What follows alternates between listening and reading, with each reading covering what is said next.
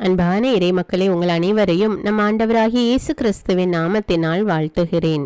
புனித வியாழன் அன்று நம் ஆண்டவராகிய இயேசு கிறிஸ்து தன்னுடைய உடலையும் இரத்தத்தையும் நமக்கு உணவாக கொடுத்து நம்மை பாவத்திலிருந்து மீட்க நற்கருணையை ஏற்படுத்தி இருக்கிறார். தன்னையே நமக்காக பலியாக ஒப்பு கொடுத்த அந்த நற்கருணை ஆண்டவரை நாம் இப்பொழுது போற்றி புகழ்ந்து ஆராதிப்போம். நித்திய ஸ்துதிக்குரிய பரிசுத்த பரமதிவ்ய நற்கருணைக்கு சதா காலமும் ஆராதனையும் ஸ்துதியும் ஸ்தோத்திரமும் நமஸ்காரமும் உண்டாக கடவது. நித்திய ஸ்துதிக்குரிய பரிசுத்த பரமதிவ்ய நற்கருணைக்கு சதா காலமும் ஆராதனையும் ஸ்துதியும் ஸ்தோத்திரம் நமஸ்காரமும் உண்டாக கடவது. நித்திய ஸ்துதிக்குரிய பரிசுத்த பரமதிவ்ய நற்கருணைக்கு சதா காலமும் ஆராதனையும் ஸ்துதியும் ஸ்தோத்திரமும் நமஸ்காரமும் உண்டாக கடவது. புனித லூக்கா எழுதிய தூய நற்செய்தியிலிருந்து வாசகம். அதிகாரம் 22, இறை வார்த்தைகள் 15 முதல் 20.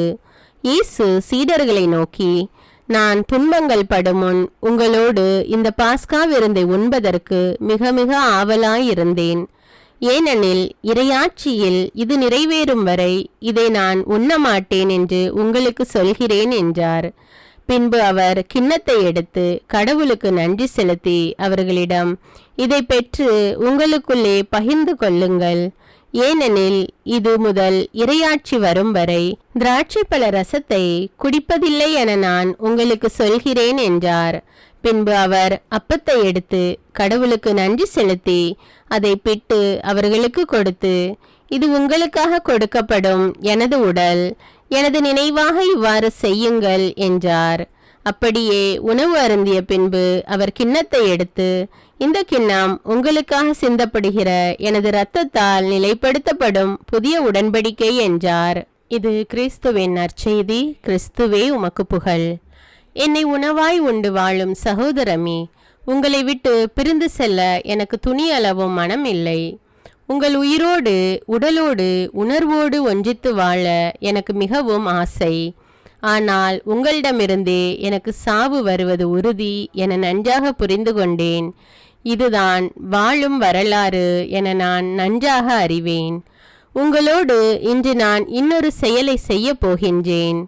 இது இந்த சமூகத்தின் புதிய செயல் அன்று, வழக்கமான ஒன்றுதான். உங்களோடு நான் பந்தி அமரப் போகின்றேன். ஏற்கனவே பல பந்தி அமர்வுகளில் நான் பங்கேற்றுள்ளேன். ஒவ்வொரு பந்தி அமர்வும் என்னுள்ளே ஒவ்வொரு விதமான பாடத்தை கொடுத்தது. ஒவ்வொரு நிகழ்வும் எனக்கு ஒரு புதிய அனுபவமானது.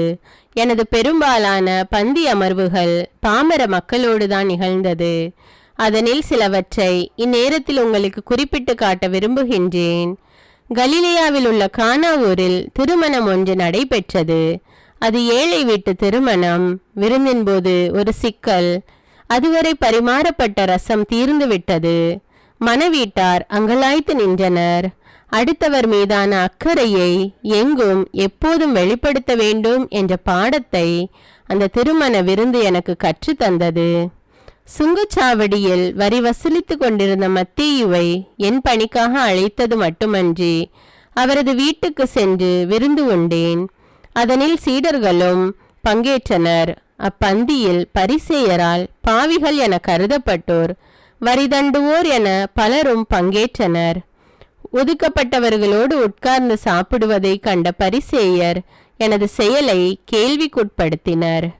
ஒரு நாள் திபேரிய கடல் அருகே இன்னொரு விருந்து நடைபெற்றது. அது முற்றிலும் எதிர்பாராதது. நான் அப்பகுதியில் இருந்ததை கேள்வியுற்று மக்கள் பெருந்திரளாக அங்கு வந்து சேர்ந்தனர். அவர்கள் என்னோடு நீண்ட நேரம் செலவிட்டனர். அந்நேரத்தில் அங்கு அமர்ந்திருந்த அத்தனை பேருக்கும் உணவு கொடுக்க சீடர்களிடம் சொன்னேன். எப்படி கொடுப்பது? எவ்வளவு பணத்துக்கு உணவு வாங்குவது? அவ்வாறு வாங்கினாலும் போதுமா என்ற கேள்விகள் அவர்களுள் எழுந்தன. பகிரும் பண்பிருந்தால் பற்றாக்குறை என்ற சொல்லுக்கே இடமில்லை என்ற சிந்தனைக்கு உயிரூட்ட ஒரு ஏழை சிறுவன் தன்னிடமிருந்த உணவை கொடுத்தான். எல்லோரும் வயிறார உண்ண இந்த சிறுவனின் பகிர்வு தூண்டுகோலானது. அடுத்திருப்போரின் அடிப்படை உரிமைகளை நிறைவேற்றும் அக்கறை உணர்வை எனது சீடர்களும் சூழ இருந்த எல்லோருக்கும் கற்றுக் கொடுக்கும் வாய்ப்பாக்கினேன். சக்கேயு என்பவரை பற்றி கேள்விப்பட்டிருப்பீர்கள். வரி வசூலிப்போரின் தலைமை பொறுப்பில் இருந்தார். அவரிடம் எக்கச்சக்கமாக செல்வம் சேர்ந்திருந்தது. அவர் என்னை பற்றி அறிந்திருக்கிறார். நேரடியாக என்னை பார்க்க தன்னுள் ஆசை கொண்டிருந்தார். எரிகோ நகர் வழியே நான் வருகின்ற தகவல் அறிந்து வழியோரம் நின்ற ஒரு முசுக்கட்டை மரத்தின் மீது ஏறி காத்திருந்தார். தவறிழைத்தாலும் திருந்த வேண்டும், நன்மை புரிய வேண்டும் என்ற ஒருவித ஆர்வம் அவருள் இருந்ததை உணர்ந்தேன். அவர் ஏறி அமர்ந்திருந்த மரத்தின் அடியில் நின்று அவரை அழைத்தேன். என்ன உற்சாகம்! வேகமாக இறங்கி வந்தார். அன்று அவரது வீட்டில் நான் தங்க வேண்டும் என்று எனது விருப்பத்தை வெளிப்படுத்தினேன். ரொம்பவே சந்தோஷப்பட்டார். என்னை வீட்டிற்கு கூட்டி சென்றார். நல்ல விருந்து கொடுத்தார். அந்த விருந்து அவரது பழைய வாழ்வை மாற்றும் விருந்தானது. அவரது அதிகார போதையில் இருந்து விடுபட்டு அதற்கான பரிகாரம் தேடிக்கொள்ளும் வாய்ப்பாக மாற்றிக்கொண்டார். அந்த விருந்தின் போதும் பலர் முணுமுணுத்து கொண்டிருந்ததை என்னால் பார்க்க முடிந்தது. பெத்தானியாவில் வாழ்ந்த சீமோன் என்பவரது இல்லத்தில் விருந்துக்காக அழைக்கப்பட்டேன். அவரது அழைப்பை ஏற்று நானும் சென்றேன். விருந்தின் போது லாசரின் சகோதரி மரியா அங்கு வந்தார். தான் கொண்டு வந்த விலை உயர்ந்த நறுமண தைல படிக சிமிலை திறந்து என் தலை மீதும் காலடியிலும் ஊற்றினார். என் காலடி அமர்ந்து தமது கூந்தலால் துடைத்தார். இதனை என்னோடிருந்த சீடர்கள் கூட எதிர்த்தனர். விருந்து என்பது வெறுமனே உணவு பரிமாற்றம் அல்ல, அது உள்ளத்திலிருந்து ஊற்றெடுக்கும் உறவு பகிர்வு என எனது சீடர்களுக்கே தெரியவில்லை. என் நல்ல நண்பர்களே, இந்த பந்தி அமர்வு ஏற்கனவே நான் பங்கேற்ற விருந்துகள் தந்த பாடங்களின் விடைகளாகட்டும். எனது பந்தி அமர்வில் உணவு மட்டும் பகிரப்படவில்லை, மாறாக எனது உயிர் பரிமாறப்படுகிறது. ஏனெனில் இங்கு நான் என்னையே அப்பரச வடிவில் உணவாக்குகின்றேன். இப்போது நிகழ்வாகும் பந்தி இந்த நேர பசிக்கானது மட்டுமல்ல, எல்லா மக்களின் வாழ்வுக்குமானது. ஒவ்வொரு வேளை உணவும் பகிரப்பட்டுதான் உண்ணப்பட வேண்டும் என என் சீடர்கள் வழியாக நிர்பந்திக்கிறேன். என்னை உண்ணும்போது பழிவாங்கல், பகை உணர்வு, ஆணவத்தனம், ஏமாற்று, பொய்மை போன்ற இழி மனநிலைகள் இதயத்துக்குள் இருந்தால் அதனை அகற்றிக்கொள்க. எனது விருந்தில் எல்லோரும் சமம் என்ற சரிநிகர் உணர்வு மேலோங்கட்டும். இந்த உணவு பரிமாற்றம் தியாகத்தின் அடையாளமாகட்டும். எனது உணவின் போது உயர்ந்தோர் தாழ்ந்தோர் என்ற பாகுபாட்டு சிந்தனைக்கே இடமில்லை. மானிட நட்புறவு சிறப்பை இந்த விருந்து வலியுறுத்தி கொண்டே இருக்கட்டும். பணிவு, பரிவு, பாசம், பகிர்வுக்கு என் உயிருள்ள இந்த உணவு எடுத்துக்காட்டாக நினைவு கூறப்படட்டும். மனிதம் வளர்க்கும் ஒவ்வொரு தியாகமிக்க பணிவிடை செயல்பாடும் என்னை நினைவூட்டும் நல்ல உணவு பகிர்வு போல அமையட்டும். இதைத்தானே நீங்கள் நற்கருணை என பெயரிட்டுள்ளீர்கள். எப்போதெல்லாம் பாசம் கலந்த பகிர்வு நிகழ்வாகிறதோ, எப்போதெல்லாம் பணிவு நிறைந்த பணிகள் நிறைவேறுகிறதோ, எப்போதெல்லாம் தியாகம் செறிந்த உழைப்பு உருவேறுகிறதோ, எப்போதெல்லாம் சமத்துவமிக்க பார்வை நிலையாகிறதோ, எப்போதெல்லாம் உண்மை கொண்ட பகிர்வு செயலாகிறதோ, எப்போதெல்லாம் அக்கறை மிக்க அணுகுமுறை பணியாகிறதோ, எப்போதெல்லாம் உயிர் காக்க உதிரம் தானமாகிறதோ, எப்போதெல்லாம் நிபந்தனையற்ற உறவு பரிமாறப்படுகிறதோ, அப்போதெல்லாம் என் பெயரால் நீங்கள் கொண்டாடும் நற்கருணை விருந்து அர்த்தமானது, இல்லையேல் அது அபத்தமானது. இயேசுவின் வார்த்தை ஒளியில் சில நிமிடங்கள் அமைதியாக தியானிப்போம். திருப்பாடல் வழியாக தியானிப்போம். உங்கள் பதில்: ஆண்டவரே, என் உயிரை காத்தருளும். அவரை நான் மன்றாடிய நாளில் எனக்கு அவர் செவி சாய்த்தார். ஆண்டவரே, என் உயிரை காத்தருளும். சாவின் கயிறுகள் என்னை பிணித்து கொண்டன, பாதாளத்தின் துன்பங்கள் என்னை பற்றி கொண்டன, துன்பமும் துயரமும் என்னை ஆட்கொண்டன. ஆண்டவரே, என் உயிரை காத்தருளும். நான் ஆண்டவரது பெயரை தொழுதேன். ஆண்டவரே, என் உயிரை காத்தருளும் என்று கெஞ்சினேன். ஆண்டவரே, என் உயிரை காத்தருளும். ஆண்டவர் அருளும் நீதியும் கொண்டவர், நம் கடவுள் இரக்கமுள்ளவர். ஆண்டவரே, என் உயிரை காத்தருளும். எளிய மனத்தோரை ஆண்டவர் பாதுகாக்கின்றார். நான் தாழ்த்தப்பட்ட போது எனக்கு மீட்பளித்தார். ஆண்டவரே, என் உயிரை காத்தருளும். என் நெஞ்சே, நீ மீண்டும் அமைதி கொள், ஏனெனில் ஆண்டவர் உனக்கு நன்மை செய்தார். ஆண்டவரே, என் உயிரை காத்தருளும். என் உயிரை சாவினின்று விடுவித்தார். என் கண் கலங்காதபடியும் என் கால் இடராதபடியும் செய்தார். ஆண்டவரே, என் உயிரை காத்தருளும். உயிர் வாழ்வோர் நாட்டில் நான் ஆண்டவர் திருமுன் வாழ்ந்திடுவேன். ஆண்டவரே, என் உயிரை காத்தருளும். மிகவும் துன்புறுகிறேன் என்று சொன்னபோதும் நான் நம்பிக்கையோடு இருந்தேன். ஆண்டவரே, என் உயிரை காத்தருளும். எந்த மனிதரையும் நம்பலாகாது என்று என் மனக்கலக்கத்தில் நான் சொன்னேன். ஆண்டவரே, என் உயிரை காத்தருளும். ஆண்டவர் எனக்கு செய்த எல்லா நன்மைகளுக்காகவும் நான் அவருக்கு என்ன கைமாறு செய்வேன்? ஆண்டவரே, என் உயிரை காத்தருளும். மீட்பின் கிண்ணத்தை கையில் எடுத்து ஆண்டவரது பெயரை தொழுவேன். ஆண்டவரே, என் உயிரை காத்தருளும். இதோ ஆண்டவருடைய மக்கள் அனைவரின் முன்னிலையில் அவருக்கு என் பொருத்தனைகளை நிறைவேற்றுவேன். ஆண்டவரே, என் உயிரை காத்தருளும். ஆண்டவர் தம் அன்பர்களின் சாவு அவரது பார்வையில் மிக மதிப்புக்குரியது. ஆண்டவரே, என் உயிரை காத்தருளும். ஆண்டவரே, நான் உண்மையாகவே ஊழியன். நான் பணியால் அடியாளின் மகன். என் கட்டுகளை நீர் அவிழ்த்து விட்டீர். ஆண்டவரே, என் உயிரை காத்தருளும். நான் உமக்கு நன்றி பலி செலுத்துவேன். ஆண்டவராகிய பெயரை தொழுவேன்.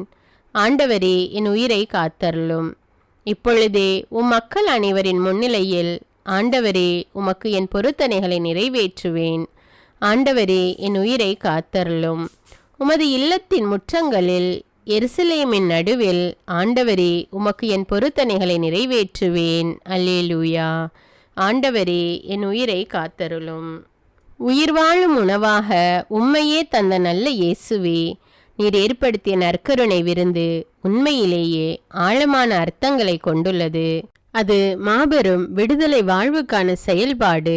நல்ல மன உணர்வுகளை வளர்க்கவும் உயர்ந்த மனநிலைகளோடு வாழவும் தூண்டுகின்றது. நான் என்னோடு வாழ்கின்ற ஒவ்வொருவரையும் மதிப்போடும் சமத்துவத்தோடும் மாண்போடும் நினைத்து தோழமை உணர்வோடு வாழ வழிகாட்டுகின்றது. மது நற்கருணை விருந்தினில் பங்கேற்கும் தகுதியான மனநிலையை கூட நீர் சுட்டி காட்டினீர். நெஞ்சில் வஞ்சக உணர்வோடு உணவில் பங்கேற்ற யூதாஸ் இஸ்காரியோத்தின் பாதக செயலையும் நீர் அந்த விருந்தின் போது குறிப்பிட்டீர்.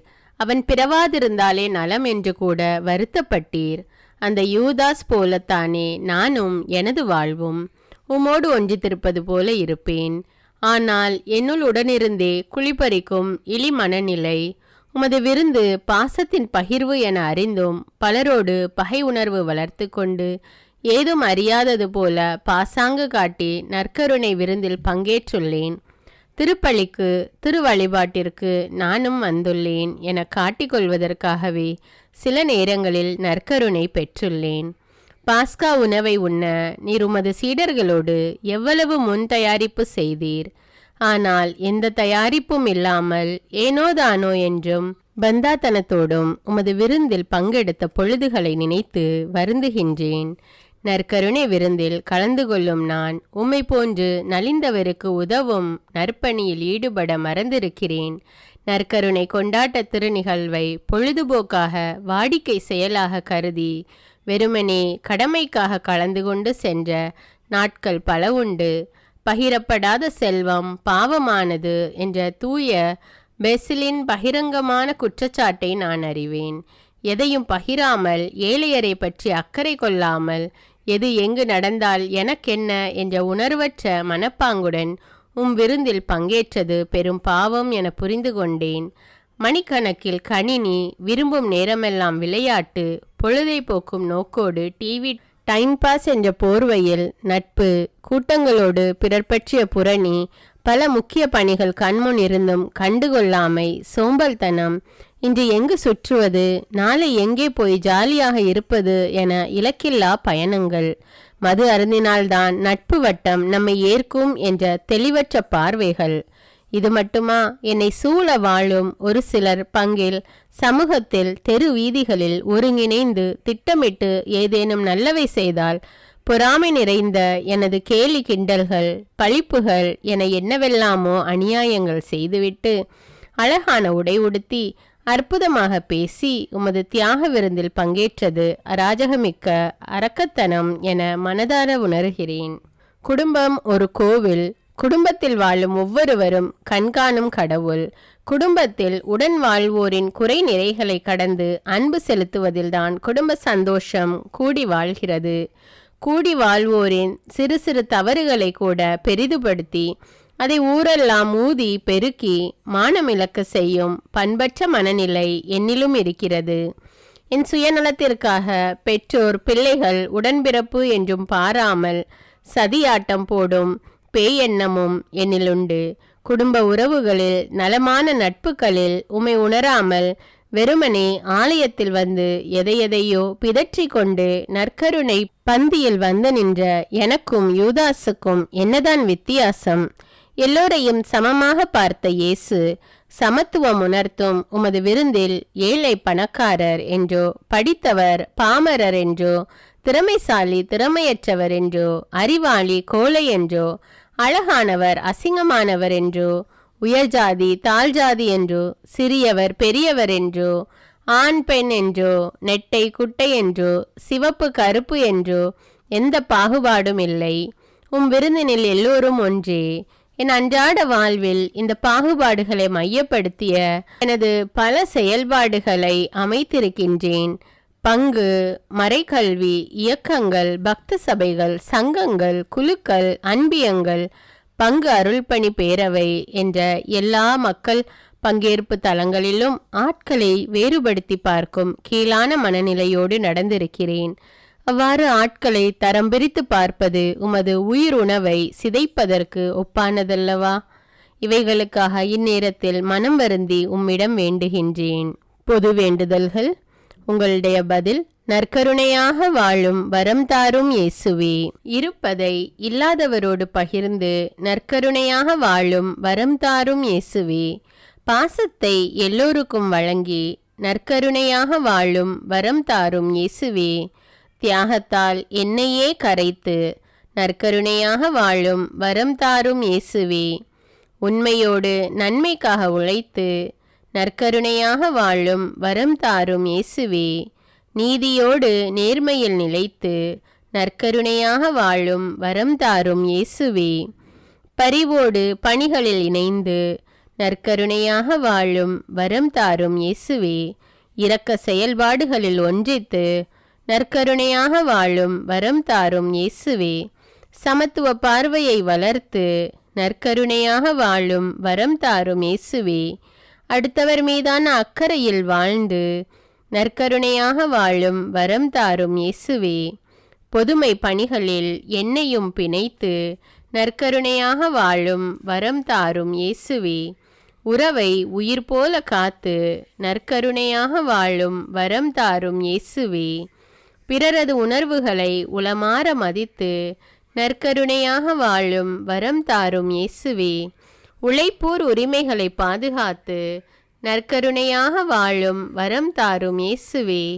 அன்பிழந்தோருக்கு அன்பை வழங்கி நற்கருணையாக வாழும் வரம் தாரும் இயேசுவே. அறநெறிகளில் அன்றாடம் சிறந்து நற்கருணையாக வாழும் வரம் தாரும் இயேசுவே. ஆறுதலான வார்த்தைகளால் பிறரை அரவணைத்து நற்கருணையாக வாழும் வரம் தாரும் இயேசுவே. புன்னகையால் பிறர் மனம் புகுந்து நற்கருணையாக வாழும் வரம் தாரும் இயேசுவே. என்னை இழப்பதால் பிறருக்கு வாழ்வு கொடுத்து நற்கருணையாக வாழும் வரம் தாரும் இயேசுவே. இரத்த தானம், கண் தானம், உறுப்பு தானங்களால் நற்கருணையாக வாழும் வரம் தாரும் இயேசுவே. எதையும் மிகுந்த ஈடுபாட்டுடன் செய்து நற்கருணையாக வாழும் வரம் தாரும் இயேசுவே. 2000 ஆண்டுகளுக்கு பின்னும் உயிர் பிரசன்னமாக எம்மோடு வாழும் இயேசுவே, உம்மை எங்களுக்கு தந்ததால் நாங்கள் உமது உள்ளத்தை பெற்றுள்ளோம். சமூக வாழ்வில் நீர் எவ்வாறு சிந்திப்பீர், செயலாற்றுவீர் என்பதை எம் உள்ளங்கள் தெளிவுற உணர்ந்து உறுதிப்பாட்டுடன் வாழ செய்யும். ஒவ்வொருவரிலும் உயிர் வாழும் உம்மை கண்டு உறவோடு வாழும் உயர்ந்த பார்வையை தாரும். உமது உயிரினை உட்கொள்ளும் நாங்கள் உம்மை போன்று எம்மையும் எம்மிடம் இருப்பதையும் உள்ளன்போடு பகிர்ந்து வாழும் பாச உணர்வை தாரும். இதனால் நாங்கள் ஒவ்வொருவரும் நடமாடும் நற்கருணையாக நாளும் வாழ வரம் தாரும். ஆமீன். நித்திய ஸ்துதிக்குரிய பரிசுத்த பரமதிவ்ய நற்கருணைக்கு சதா காலமும் ஆராதனையும் ஸ்துதியும் ஸ்தோத்திரமும் நமஸ்காரமும் உண்டாக கடவது. நித்திய ஸ்துதிக்குரிய பரிசுத்த பரமதிவ்ய நற்கருணைக்கு சதா காலமும் ஆராதனையும் ஸ்துதியும் ஸ்தோத்திரம் நமஸ்காரமும் உண்டாக கடவது. நித்திய ஸ்துதிக்குரிய பரிசுத்த பரமதிவ்ய நற்கருணைக்கு சதா காலமும் ஆராதனையும் ஸ்துதியும் ஸ்தோத்திரமும் நமஸ்காரமும் உண்டாக கடவது. அன்பான இறைமக்களே, நற்கருணை ஆகினேன் என்ற தலைப்பில் இன்று நாம் நற்கருணை ஆராதனையை தியானித்து ஜெபித்திருக்கிறோம்.